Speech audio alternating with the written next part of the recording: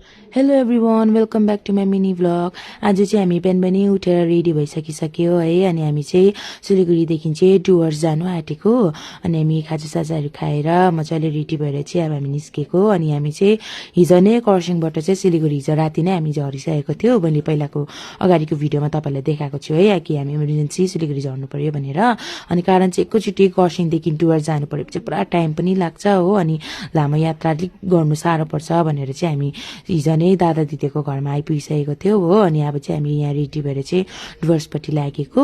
अनि डुवर्स खास जानेको कारण चाहिँ मेरो चाहिँ हिजो बिडिओ अफिसबाट चाहिँ कल आयो नि त हो।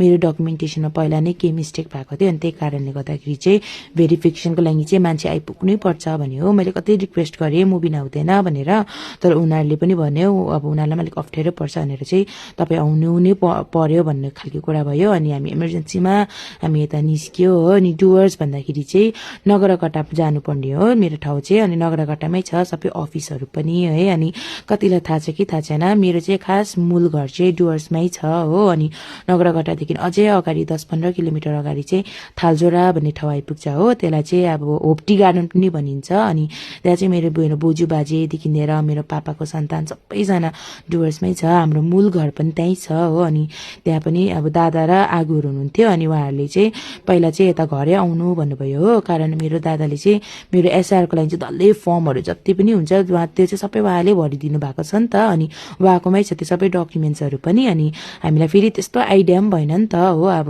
कता जानुपर्ने कसो गर्नुपर्ने हो भनेर। अनि दादाले नै मसँगै जानु, म गाइड गर्छु तिमीहरूलाई हो।